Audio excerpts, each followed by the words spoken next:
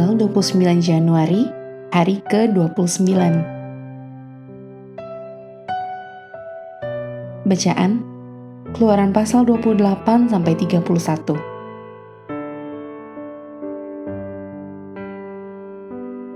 Instruksi khusus untuk para imam.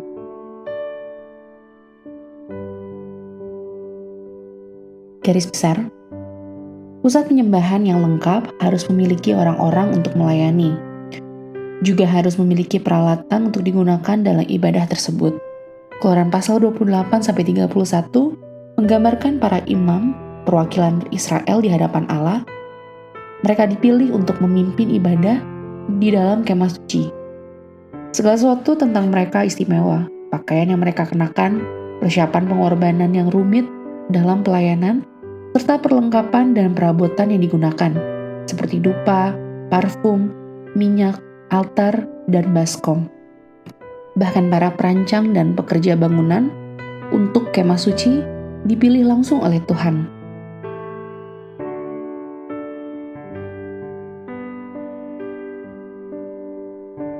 Renungan harian. Mempersiapkan imam untuk melayani di kemah suci bukanlah tugas kecil. Lihat Keluaran pasal 29. Bagian yang paling unik dari upacara itu adalah pengolesan darah seekor domba jantan. Darah itu harus dioleskan ke ujung telinga kanan, ibu jari tangan kanan, dan ibu jari kaki kanan imam. Darah itu adalah gambar penyucian. Sebelum para imam bisa melayani di hadapan Tuhan, dia harus bersih dari dosa yang mencemari dia. Setiap bagian dari tubuh imam, dari telinganya yang mendengarkan hukum Tuhan, tangan yang melakukan kehendak Tuhan, dan kaki yang mengikuti jalan Tuhan, harus tunduk pada kehendak Allah. Apakah Tuhan memiliki kendali atas seluruh hidup Anda? Jika tidak, berikanlah kepada Tuhan di dalam doa. Dimulai dari kepala Anda, lalu setiap bagian tubuh Anda lainnya.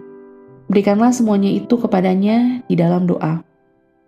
Maka Anda akan seperti imam Israel. Anda akan siap untuk melakukan kehendaknya dari ujung kepala sampai ujung kaki.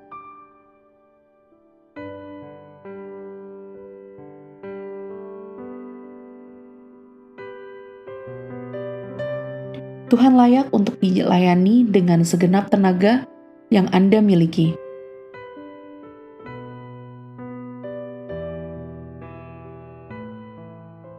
Pendalaman. Urim kamu benar, Tumim kamu salah. Keluaran pasal 28 ayat 30. Para imam Israel kadang-kadang menggunakan Urim dan Tumim untuk menentukan kehendak Tuhan. Para ilmuwan tidak dapat menentukan dengan tepat bagaimana bentuk Urim Tumim, juga tidak tahu dengan tepat bagaimana penggunaannya. Salah satu teori mengatakan bahwa Urim dan Tumim adalah dua batu datar.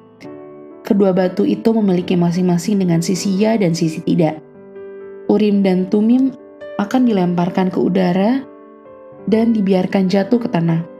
Jika dua batu tersebut menunjukkan sisi ya, berarti itu jawaban afirmatif dari Allah.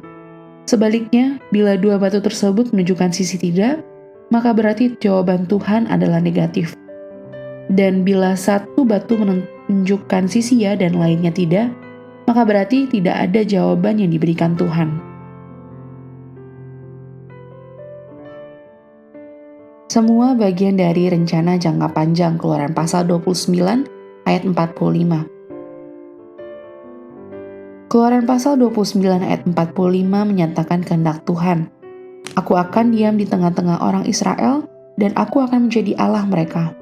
Wahyu pasal 21 ayat 1-5 mengungkapkan bagaimana kehendak Allah tersebut akan terjadi pada akhirnya.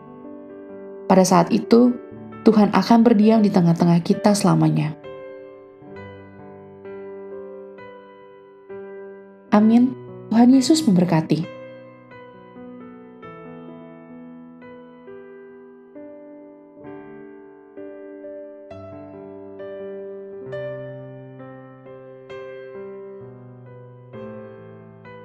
Keluaran pasal 28.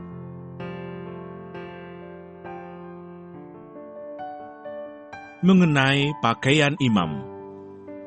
engkau harus menyuruh abangmu Harun bersama-sama dengan anak-anaknya datang kepadamu dari tengah-tengah orang Israel untuk memegang jabatan imam bagiku, Harun dan anak-anak Harun, yakni Nadab, Abihu, Eleazar, dan Itamar. Haruslah engkau membuat pakaian kudus bagi Harun abangmu, sebagai perhiasan kemuliaan. Haruslah engkau mengatakan kepada semua orang yang ahli, yang telah kupenuhi dengan roh keahlian, membuat pakaian Harun untuk menguduskan dia, supaya dipegangnya jabatan imam bagiku. Inilah pakaian yang harus dibuat mereka: tutup dada, baju efod, gamis, kemeja yang ada raginya, serban, dan ikat pinggang. Demikianlah mereka harus membuat pakaian kudus bagi Harun abangmu dan bagi anak-anaknya, supaya ia memegang jabatan imam bagiku.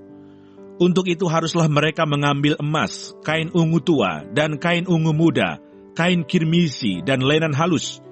Baju efod itu harus dibuat mereka dari emas, kain ungu tua dan kain ungu muda, kain kirmisi dan lenan halus, yang dipintal benangnya, buatan seorang ahli. Haruslah ada pada baju efod itu 2 tutup bahu yang disambung kepadanya. Pada kedua ujungnya lah harus baju efod itu disambung.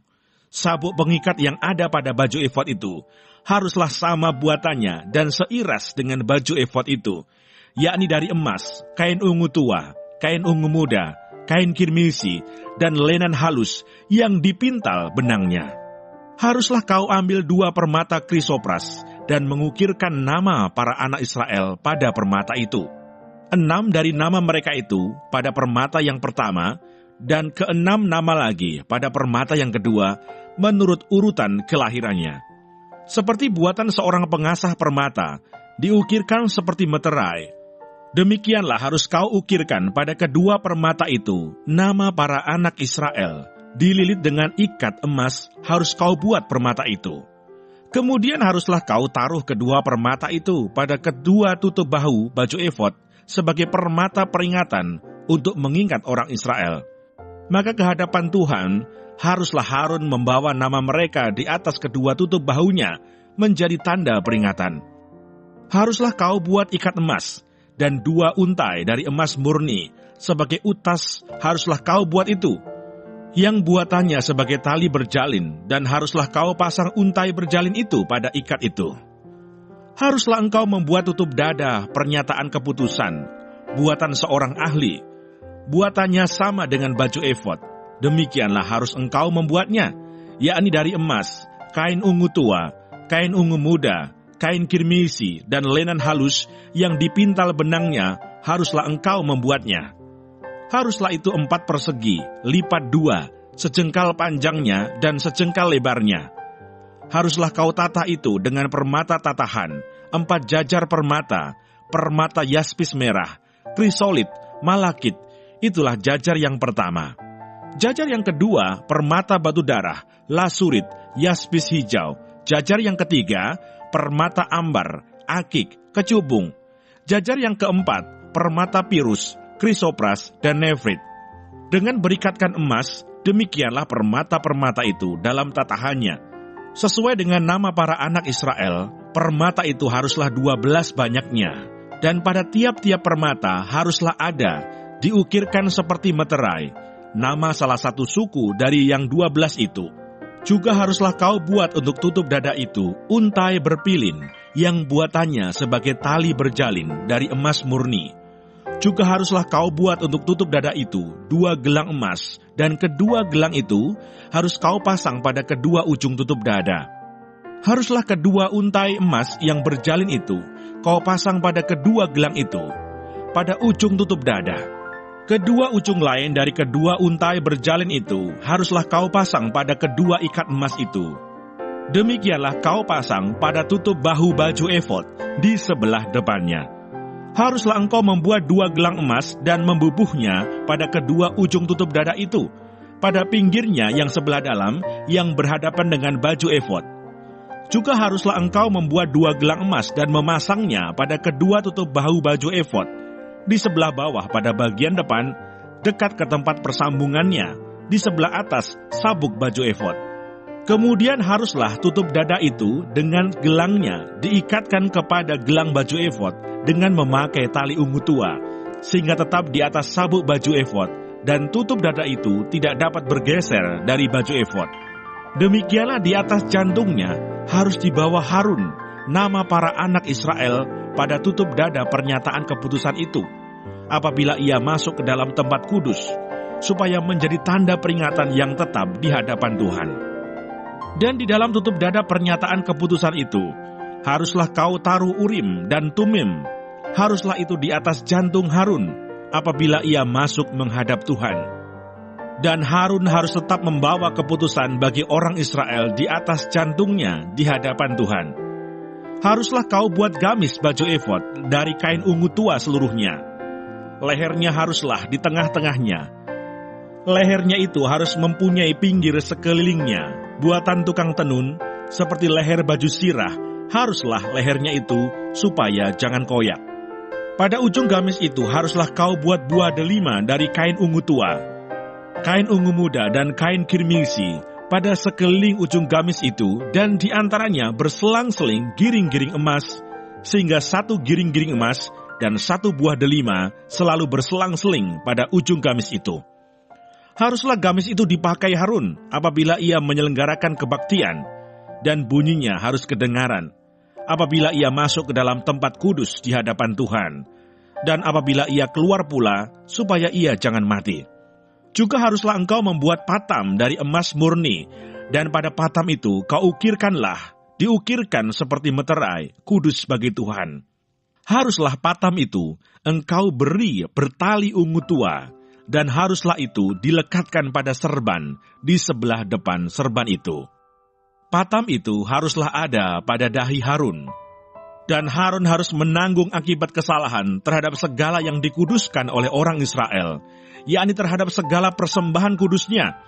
Maka haruslah patam itu tetap ada pada dahinya, sehingga Tuhan berkenan akan mereka. Haruslah engkau menenun kemeja dengan ada raginya dari lenan halus, dan membuat serban dari lenan halus, dan haruslah kau buat ikat pinggang dari tenunan yang berwarna-warna. Juga bagi anak-anak Harun, haruslah kau buat kemeja-kemeja, dan haruslah kau buat ikat-ikat pinggang bagi mereka, dan destar-destar haruslah kau buat bagi mereka untuk menjadi perhiasan kemuliaan. Maka semuanya itu haruslah kau kenakan kepada abangmu Harun bersama-sama dengan anak-anaknya. Kemudian engkau harus mengurapi, mentahbiskan, dan menguduskan mereka, sehingga mereka dapat memegang jabatan imam bagiku. Buatlah celana-celana lenan bagi mereka untuk menutupi daging auratnya. Celana itu haruslah dari pinggang sampai paha panjangnya. Harun dan anak-anaknya haruslah memakainya apabila mereka masuk ke dalam kemah pertemuan, atau apabila mereka datang ke mezbah untuk menyelenggarakan kebaktian di tempat kudus, supaya mereka jangan membawa kesalahan kepada dirinya, lalu mati. Itulah suatu ketetapan untuk selama-lamanya baginya dan bagi keturunannya. Keluaran pasal 29. Mengenai pentahbisan Harun dan anak-anaknya. Inilah yang harus kau lakukan kepada mereka untuk menguduskan mereka, supaya mereka memegang jabatan imam bagiku. Ambillah seekor lembu jantan muda dan 2 ekor domba jantan yang tidak bercela, roti yang tidak beragi, dan roti bundar yang tidak beragi, yang diolah dengan minyak, dan roti tipis yang tidak beragi, yang diolesi dengan minyak. Dari tepung gandum yang terbaik, haruslah kau buat semuanya itu.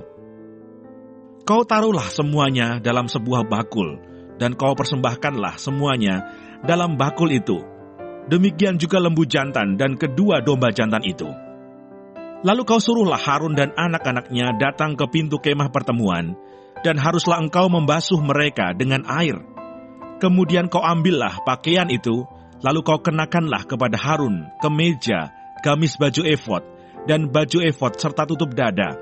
Kau kebatkanlah sabuk baju efod kepadanya. Kau taruhlah serban di kepalanya, dan jamang yang kudus kau bubuh pada serban itu. Sesudah itu kau ambillah minyak urapan dan kau tuang ke atas kepalanya. dan kau urapilah dia. Kau suruhlah anak-anaknya mendekat, dan kau kenakanlah kemeja-kemeja itu kepada mereka. Kau ikatkanlah ikat pinggang kepada mereka, kepada Harun dan anak-anaknya, dan kau lilitkanlah destar itu kepada kepala mereka. Maka merekalah yang akan memegang jabatan imam. Itulah suatu ketetapan untuk selama-lamanya. Demikianlah engkau harus mentahbiskan Harun dan anak-anaknya. Kemudian haruslah kau bawa lembu jantan itu ke depan kemah pertemuan. Lalu haruslah Harun dan anak-anaknya meletakkan tangannya ke atas kepala lembu jantan itu. Haruslah kau sembelih lembu jantan itu di hadapan Tuhan, di depan pintu kemah pertemuan. Haruslah kau ambil sedikit dari darah lembu jantan itu, dan kau bubuh dengan jarimu pada tanduk-tanduk mezbah. Dan segala darah selebihnya haruslah kau curahkan pada bagian bawah mezbah. Kemudian kau ambillah segala lemak yang menutupi isi perut, umbai hati, kedua buah pinggang, dan segala lemak yang melekat padanya, dan kau bakarlah di atas mezbah. Tetapi daging lembu jantan itu, kulitnya dan kotorannya haruslah kau bakar habis dengan api di luar perkemahan. Itulah korban penghapus dosa. Kemudian haruslah kau ambil domba jantan yang satu. Lalu haruslah Harun dan anak-anaknya meletakkan tangannya ke atas kepala domba jantan itu. Haruslah kau sembelih domba jantan itu, dan kau ambillah darahnya, dan kau siramkan pada mezbah sekelilingnya. Haruslah kau potong-potong domba jantan itu menurut bagian-bagian tertentu. Kau basuhlah isi perutnya dan betis-betisnya, dan kau taruh itu di atas potongan-potongannya dan di atas kepalanya. Kemudian haruslah kau bakar seluruh domba jantan itu di atas mezbah. Itulah korban bakaran, suatu persembahan yang harum bagi Tuhan, yakni suatu korban api-apian bagi Tuhan. Kemudian haruslah kau ambil domba jantan yang lain. Lalu haruslah Harun dan anak-anaknya meletakkan tangannya ke atas kepala domba jantan itu. Haruslah kau sembelih domba jantan itu. Kau ambillah sedikit dari darahnya, dan kau bubuh pada cuping telinga kanan Harun, dan pada cuping telinga kanan anak-anaknya, pada ibu jari tangan kanan, dan pada ibu jari kaki kanan mereka, dan darah selebihnya kau siramkanlah pada mezbah sekelilingnya. Haruslah kau ambil sedikit dari darah yang ada di atas mezbah, dan dari minyak urapan itu, dan kau percikkanlah kepada Harun dan kepada pakaiannya, dan juga kepada anak-anaknya, dan pada pakaian anak-anaknya.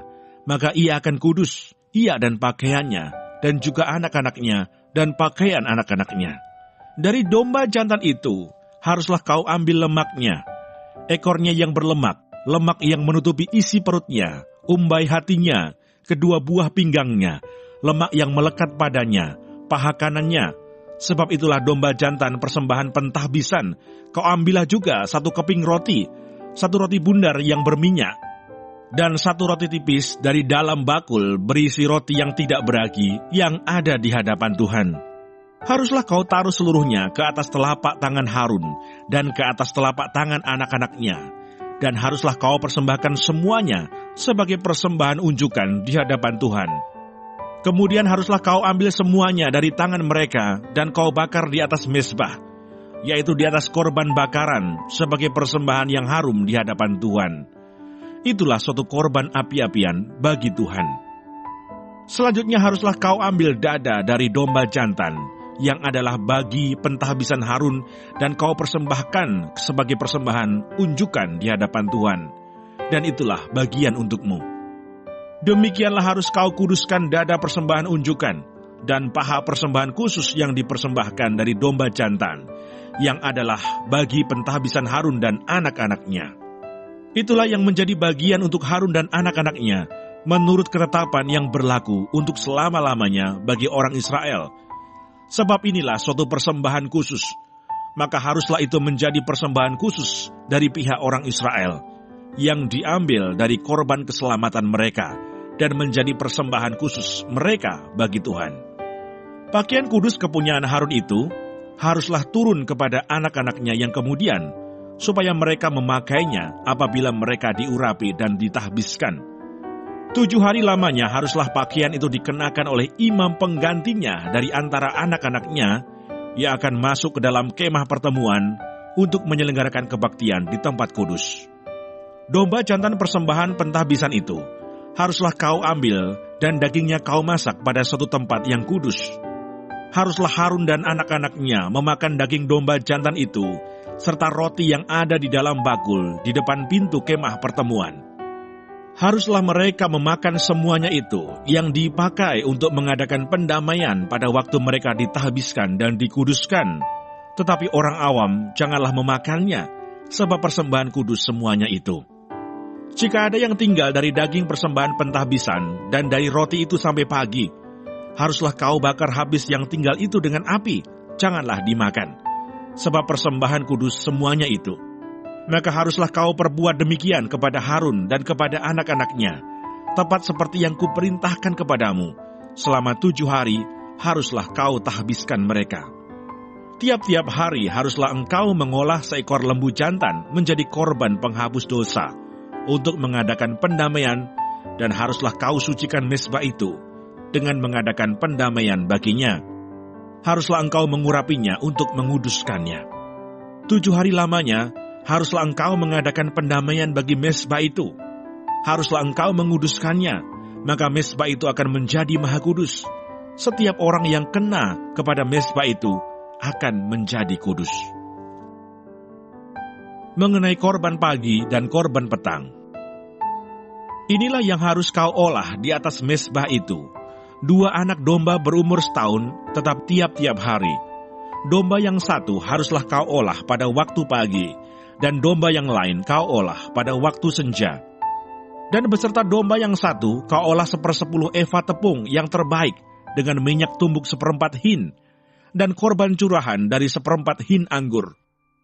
Domba yang lain haruslah kau olah pada waktu senja, sama seperti korban sajian dan korban curahannya pada waktu pagi, harus engkau mengolahnya sebagai persembahan yang harum, suatu korban api-apian bagi Tuhan, suatu korban bakaran yang tetap di antara kamu turun-temurun, di depan pintu kemah pertemuan di hadapan Tuhan. Sebab di sana aku akan bertemu dengan kamu untuk berfirman kepadamu. Di sanalah aku akan bertemu dengan orang Israel, dan tempat itu akan dikuduskan oleh kemuliaanku. Aku akan menguduskan kemah pertemuan dan mezbah itu. Lalu Harun dan anak-anaknya akan kukuduskan, supaya mereka memegang jabatan imam bagiku. Aku akan diam di tengah-tengah orang Israel, dan aku akan menjadi Allah mereka. Maka mereka akan mengetahui bahwa akulah Tuhan Allah mereka, yang telah membawa mereka keluar dari tanah Mesir, supaya aku diam di tengah-tengah mereka. Akulah Tuhan Allah mereka. Keluaran pasal 30.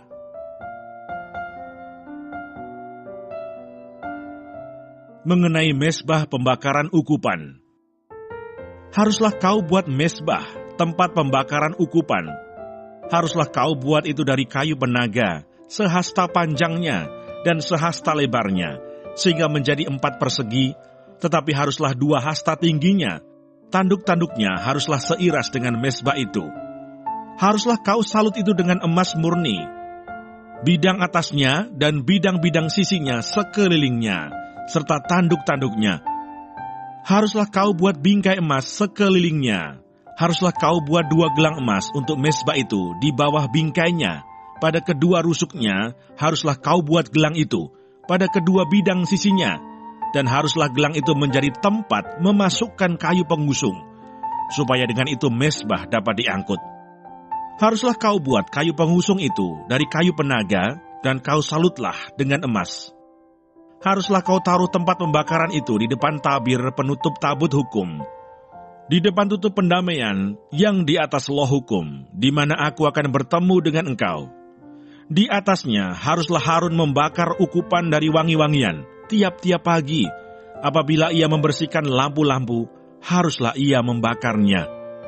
Juga apabila Harun memasang lampu-lampu itu pada waktu senja, haruslah ia membakarnya sebagai ukupan yang tetap di hadapan Tuhan, di antara kamu turun-temurun. Di atas mezbah itu, janganlah kamu persembahkan ukupan yang lain, ataupun korban bakaran, ataupun korban sajian. Juga korban curahan, janganlah kamu curahkan di atasnya. Sekali setahun haruslah Harun mengadakan pendamaian di atas tanduk-tanduknya, dengan darah korban penghapus dosa pembawa pendamaian, haruslah ia sekali setahun mengadakan pendamaian bagi mezbah itu di antara kamu turun-temurun. Itulah barang maha kudus bagi Tuhan. Mengenai persembahan khusus pada waktu pendaftaran orang Israel, Tuhan berfirman kepada Musa, apabila engkau menghitung jumlah orang Israel pada waktu mereka didaftarkan, maka haruslah mereka masing-masing mempersembahkan kepada Tuhan uang pendamaian karena nyawanya pada waktu orang mendaftarkan mereka, supaya jangan ada tulah di antara mereka pada waktu pendaftarannya itu. Inilah yang harus dipersembahkan tiap-tiap orang yang akan termasuk orang-orang yang terdaftar itu. Setengah sikal, ditimbang menurut sikal kudus. Sikal ini 20 gera beratnya. Setengah sikal itulah persembahan khusus kepada Tuhan. Setiap orang yang akan termasuk orang-orang yang terdaftar itu, yang berumur 20 tahun ke atas, haruslah mempersembahkan persembahan khusus itu kepada Tuhan. Orang kaya janganlah mempersembahkan lebih, dan orang miskin janganlah mempersembahkan kurang dari setengah sikal itu pada waktu dipersembahkan persembahan khusus itu kepada Tuhan, untuk mengadakan pendamaian bagi nyawa kamu sekalian. Dan haruslah engkau memungut uang pendamaian itu dari orang Israel dan menggunakannya untuk ibadah dalam kemah pertemuan, supaya itu menjadi peringatan di hadapan Tuhan, untuk mengingat kepada orang Israel dan untuk mengadakan pendamaian bagi nyawa kamu sekalian.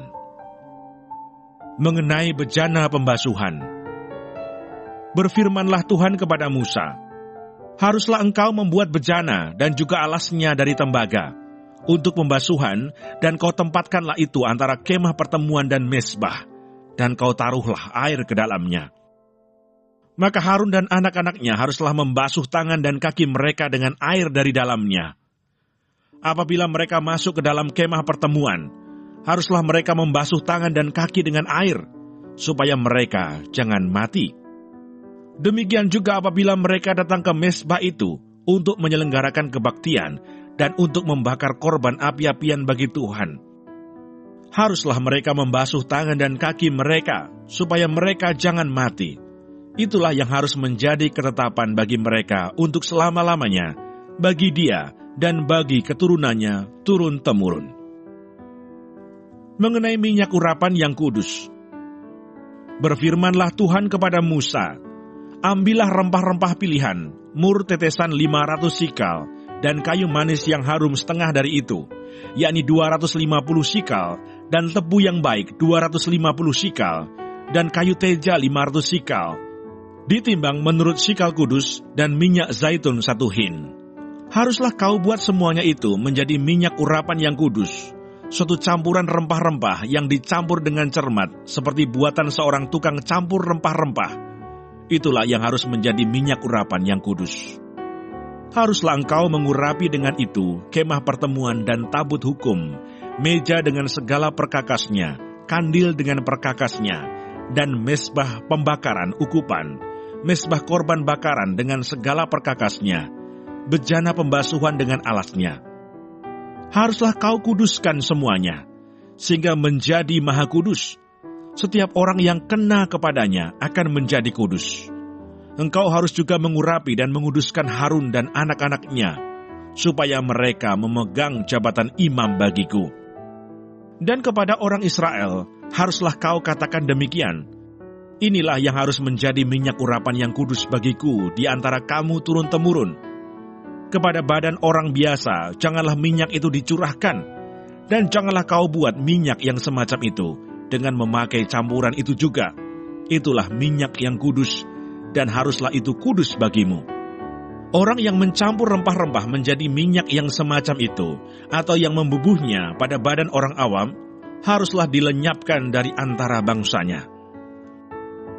Mengenai ukupan yang kudus, berfirmanlah Tuhan kepada Musa, ambillah wangi-wangian, yakni getah damar, kulit lokan dan getah rasa mala, wangi-wangian itu serta kemenyan yang tulen, masing-masing sama banyaknya. Semuanya ini haruslah kau buat menjadi ukupan, suatu campuran rempah-rempah, seperti buatan seorang tukang campur rempah-rempah, digarami, murni, kudus. Sebagian dari ukupan itu haruslah kau giling sampai halus, Dan sedikit daripadanya kau letakkanlah di hadapan tabut hukum di dalam kemah pertemuan, di mana aku akan bertemu dengan engkau. Haruslah itu maha kudus bagimu. Dan tentang ukupan yang harus kau buat menurut campuran yang seperti itu juga, janganlah kamu buat bagi kamu sendiri. Itulah bagian untuk Tuhan yang kudus bagimu.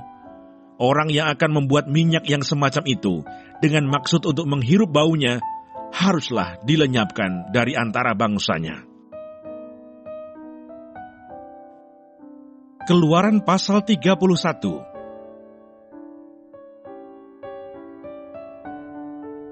Besaleel dan Aholiab ditunjuk. Berfirmanlah Tuhan kepada Musa, "Lihat, telah kutunjuk Besaleel bin Uri bin Hur dari suku Yehuda, dan telah kupenuhi dia dengan roh Allah, dengan keahlian dan pengertian dan pengetahuan dalam segala macam pekerjaan, untuk membuat berbagai rancangan supaya dikerjakan dari emas, perak, dan tembaga, untuk mengasah batu permata, supaya ditata, untuk mengukir kayu, dan untuk bekerja dalam segala macam pekerjaan. Juga aku telah menetapkan di sampingnya Aholiab bin Ahisamah dari suku Dan. Dalam hati setiap orang ahli telah kuberikan keahlian. Haruslah mereka membuat segala apa yang telah kuperintahkan kepadamu: kemah pertemuan, tabut untuk hukum, tutup pendamaian yang terletak di atasnya, dan segala perabotan kemah itu, yakni meja dengan perkakasnya, kandil dari emas murni dengan segala perkakasnya, mezbah pembakaran ukupan, mezbah korban bakaran dengan segala perkakasnya, bejana pembasuhan dengan alasnya, pakaian jabatan, baik pakaian kudus kepunyaan Imam Harun, maupun pakaian anak-anaknya, untuk memegang jabatan imam, minyak urapan dan ukupan dari wangi-wangian untuk tempat kudus. Tepat seperti yang telah kuperintahkan kepadamu, haruslah mereka membuat semuanya. Peringatan untuk menguduskan hari Sabat. Berfirmanlah Tuhan kepada Musa, "Katakanlah kepada orang Israel demikian, akan tetapi hari-hari Sabatku harus kamu pelihara, sebab itulah peringatan antara aku dan kamu turun-temurun, sehingga kamu mengetahui bahwa akulah Tuhan yang menguduskan kamu.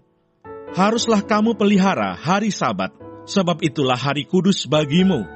Siapa yang melanggar kekudusan hari Sabat itu, pastilah ia dihukum mati.